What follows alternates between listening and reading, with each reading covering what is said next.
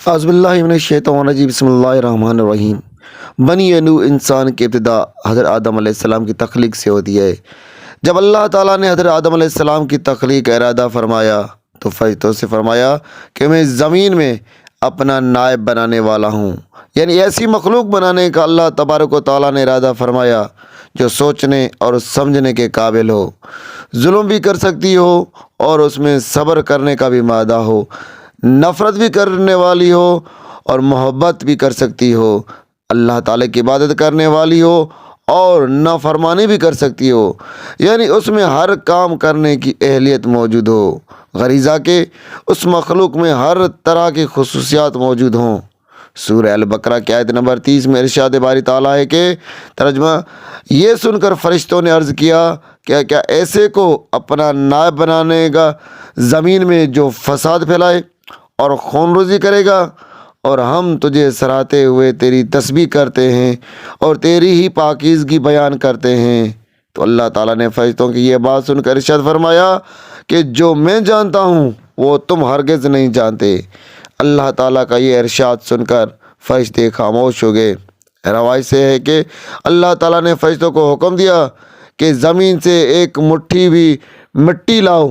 اس مٹی میں ہر قسم کے ذرات شامل کیے گئے، سرخ، سفید اور سیاہ، اور یوں مٹی تیار کی گئی۔ اسی طرح کچھ مٹی نرم زمین سے لی گئی اور کچھ سخت زمین سے۔ جتنے رنگ والی مٹی حضرت آدم علیہ السلام میں لگائی گئی اتنے رنگوں والے لوگ موجود ہیں۔ اسی طرح نرم دل والے بھی موجود ہیں اور سخت دل والے بھی موجود ہیں۔ حضرت آدم علیہ السلام کا قالب جب بن کر تیار ہو گیا تو فرشتے حضرت آدم علیہ السلام کی شکل و صورت اور جسم کی بناوٹ دیکھ کر حیران ہو گئے۔ وہ آپ کے جسم کے ارد گرد گھومنے لگے اور تعجب کرنے لگے۔ اب اللہ تعالیٰ نے روح کو حکم فرمایا کہ اس قالب میں داخل ہو جا اور تمام حصوں میں پھیل جا۔ روح جب قالب کے قریب پہنچی تو رک گئی، کیونکہ اس نے جسم کو نہایت تنگ و تاریک کوٹری کی مانند پایا۔ جب نور محمدی صلی اللہ علیہ وآلہ وسلم خاتم النبیین سے وہ قالب جگمگایا تو روح دھیرے دھیرے اندر داخل شروع ہوئی۔ جب سر میں داخل ہوئی تو آپ کو چھینک آئی، اور جب زبان میں داخل ہوئی تو آپ نے الحمدللہ پڑھا۔ جب الحمدللہ پڑھا تو اللہ نے حکم فرمایا کہ ابو البشر میں تمہیں اپنے محمد کے لیے فرمایا ہے۔ جب روح کمر تک پہنچی تو آپ علیہ السلام نے اٹھنا چاہا مگر گر پڑے، کیونکہ روح ابھی پچھلے حصے میں نہیں پہنچی تھی۔ اس لیے اللہ کریم نے قرآن کی سورۃ الانبیاء آیت نمبر 27 میں فرمایا ہے کہ انسان تو جلد باز پیدا کیا گیا ہے۔ اس کے بعد روح پورے جسم میں پھیل گئی تو آپ علیہ السلام کو حکم ربانی ہوا کہ فرشتوں کو سلام کرو۔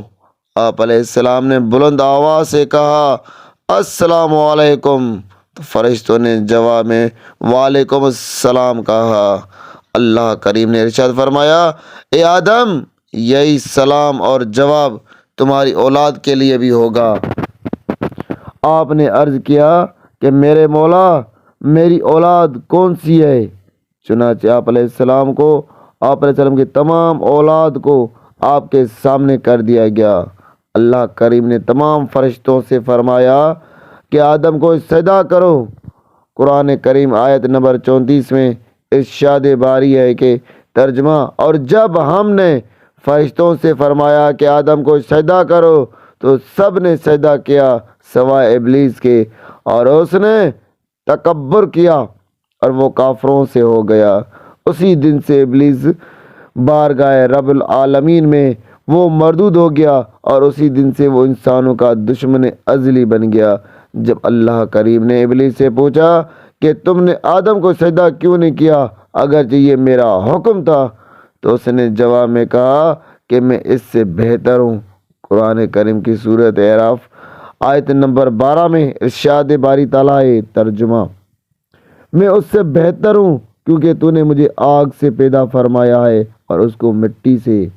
چنانچہ اللہ کریم نے سورہ ہجر کی آیت نمبر 34 اور 35 میں ارشاد فرمایا ہے کہ تو نکل یہاں سے، تو مردود ہے، اور بے شک قیامت تک تجھ پہ لعنت ہے۔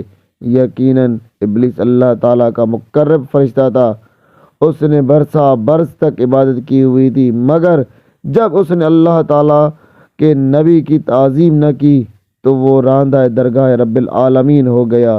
اس کی عبادت و ریاضت، اس کا بے تحاشا علم اس کے کسی کام بھی نہ آ سکا، اور وہ قیامت تک لعنت کا مستحق قرار دے دیا گیا۔ ابلیس نے اللہ کریم بارگاہ میں عرض کیا کہ مجھے مہلت عطا فرمائی جائے۔ قرآن کریم کی سورۃ اعراف میں آیت نمبر 14 تا 17 میں اللہ تبارک و تعالیٰ کا ارشاد ہے کہ ترجمہ، ابلیس بولا مجھے مہلت دے اس دن تک جب دن لوگ اٹھائے جائیں گے۔ فرمایا تجھے مہلت ہے۔ وہ بولا تو قسم ہے اس کی، تو نے مجھے گمراہ کیا، میں ضرور تیرے سیدھے راستے پر ان کی طاق میں بیٹھوں گا، پھر میں ضرور ان کے پاس آؤں گا، اور ان کے آگے، ان کے پیچھے، ان کے دائنے اور ان کے بائیں سے، اور تو نے ان میں سے اکثر کو شکر گزار نہیں پائے گا۔ یہیں سے نیک لوگوں کی اور بدکار لوگوں کا امتحان شروع ہوتا ہے۔ اس لیے جو بندہ برا کام کرتا ہے وہ کہیں گے کہ شیطان کا پیروکار ہے، اور جو نیک بندے ہیں وہ اللہ کے بندے ہیں۔ تو ہماری رب العزت سے دعا ہے کہ یا رب ہمیں اپنے نیک بندوں میں سے کر، ان بندوں میں سے جس میں تو اور تیرا رسول حضرت محمد صلی اللہ علیہ وآلہ وسلم راضی ہو۔ حضرت آدم علیہ السلام جنت میں تن تنہا ادھر سے ادھر گھومتے پھرتے تھے، اگرچہ وہاں کثیر تعداد میں ملائکہ موجود تھے، مگر ایک الگ مخلوق تھی، اور اللہ تعالیٰ تو سب کے دلوں کے بھید بخوبی واقف ہے۔ چنانچہ اللہ تعالیٰ کے حکم سے آپ پر نیند طاری ہو گئی، اور آپ اسی دوران آپ علیہ السلام کی بائیں پسلی سے حضرت حوا علیہ السلام کو پیدا کیا گیا۔ حضرت آدم علیہ السلام جب نیند سے بیدار ہوئے تو آپ علیہ السلام نے حضرت بی بی حوا کو اپنے قریب بیٹھے ہوئے پایا۔ آپ علیہ السلام نے پوچھا کہ کون ہو تم؟ انہوں نے بتلایا کہ میں عورت ہوں۔ آپ نے پوچھا کہ تمہیں کیوں پیدا کیا گیا؟ انہوں نے کہا تھا کہ مجھ سے آپ کو سکون حاصل ہو۔ چنانچہ دونوں راضی خوشی جنت میں رہنے لگے۔ حضرت آدم علیہ السلام اور اماں حوا کو اللہ کریم نے ایک درد کے پھل کھانے سے منع فرمایا۔ قرآن کریم کی سورہ بقرہ آیت نمبر 35 میں ارشاد بانی ہے کہ اللہ تعالیٰ نے آدم اور حوا سے فرمایا، اور تم دونوں اس درد کے قریب نہ جانا کہ حد سے بڑھنے والوں سے ہو جاؤ گے۔ لیکن حضرت آدم علیہ السلام و حوا دونوں ہی ابلیس کے بہکاوے میں آ گئے، اور دونوں ہی اس درد کے قریب گئے اور اس کا پھل کھا لیا۔ وہ یہ بھول گئے کہ اللہ تعالیٰ نے منع فرمایا ہے۔ قرآن کریم میں سورہ طہ کی آیت نمبر 115 میں ارشاد باری تعالیٰ ہے کہ ترجمہ، اور بے شک ہم نے اس سے پہلے آدم سے درد کے قریب نہ جانے کا عہد لیا تھا، تو وہ بھول گئے اور ہم نے ان کا کوئی قصد نہ پایا۔ جبکہ سورہ بقرہ کی آیت نمبر 36 میں اللہ کریم کا ارشاد ہوتا ہے کہ ترجمہ، تو شیطان نے انہیں اس درد کے ذریعے بہکایا، اور جہاں وہ رہتے تھے وہاں سے انہیں الگ کر دیا۔ اب شیطان نے بھلا کیوں آدم و حوا کو بہکایا؟ تو جواب یہ ہے کہ چونکہ اس کو اللہ تعالیٰ کے دربار سے حضرت آدم علیہ السلام کی وجہ سے نکلنا پڑا تھا، چنانچہ اسی نے دونوں کو بار بار بہکایا اور ان کو یہ چیز و باور کرائی کہ اس درد کا پھل کھانے سے تم ہمیشہ جنت ہی میں رہو گے۔ چنانچہ حضرت آدم و حوا دونوں ہی اس کے بہکاوے میں آ گئے۔ جب حضرت آدم اور حوا بھول گئے کہ انہوں نے اس درد کا جب پھل کھا لیا جس سے اللہ تعالیٰ نے منع فرمایا تھا، تو اللہ کریم نے ان سے فرمایا کہ اب وہ جنت میں نہیں رہ سکتے۔ قرآن شریف کی سورہ بقرہ آیت نمبر 36 میں ارشاد باری تعالیٰ ہے کہ اور جہاں وہ رہتے تھے وہاں سے الگ کر دیا گیا۔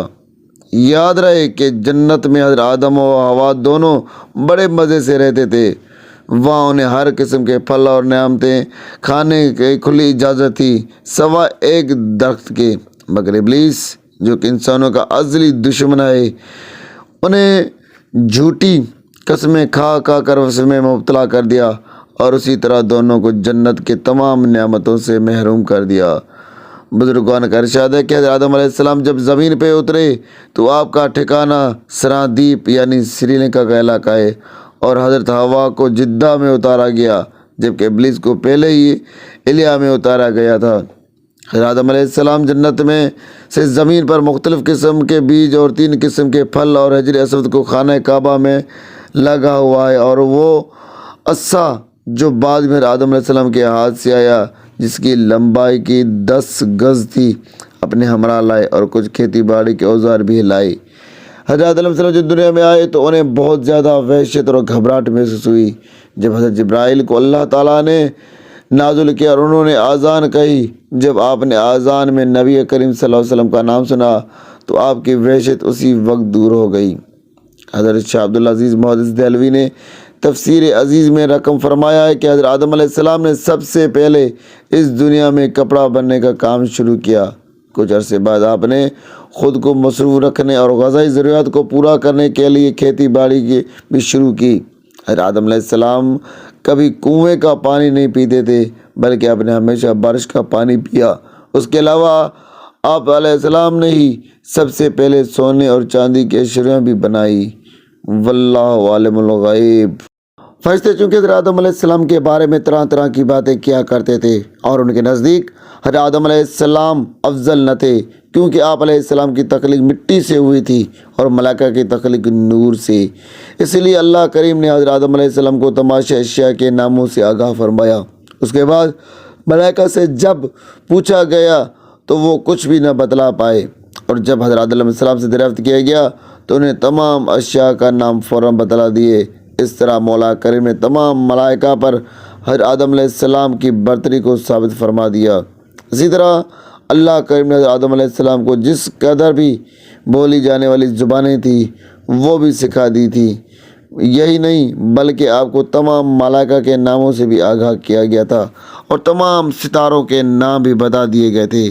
چنانچہ جب فرشتوں کو معلوم ہوا کہ حضرت آدم علیہ السلام کو ہر طرح کا علم ہے تو ان میں دل میں حضرت آدم علیہ السلام کی قدر و منزلت بڑھ جا کر گئی، وگرنہ پہلے تو وہ سوچتے تھے کہ یہ مخلوق تو مٹی کی تخلیق ہے اور ہم نوری مخلوق ہیں، پھر بھلا ہم کیوں سجدہ کروایا گیا ہے۔ مگر جب انہیں معلوم ہوا کہ یہ مخلوق تو ذہنی طور پر ہم سے بھی بہت زیادہ افضل ہے تو ان کی پشیمانی خود بخود ختم ہو گئی۔ دوستو، نیکسٹ پارٹ میں ہم آدم علیہ السلام کی توبہ، حضرت حوا اور حضرت آدم علیہ السلام کی ملاقات، حضرت آدم علیہ السلام کی اولاد، حابیل و قابیل کا جھگڑا، قابیل کا انجام قوائل بتاتا ہے، حضرت آدم کا دکھ، یہ سب چیزیں ہم نیکسٹ ویڈیو میں بنائیں گے۔ تو میرے چینل میری آس ٹی وی کو سبسکرائب کرنا نہ بھولیں۔ شکریہ، اللہ حافظ۔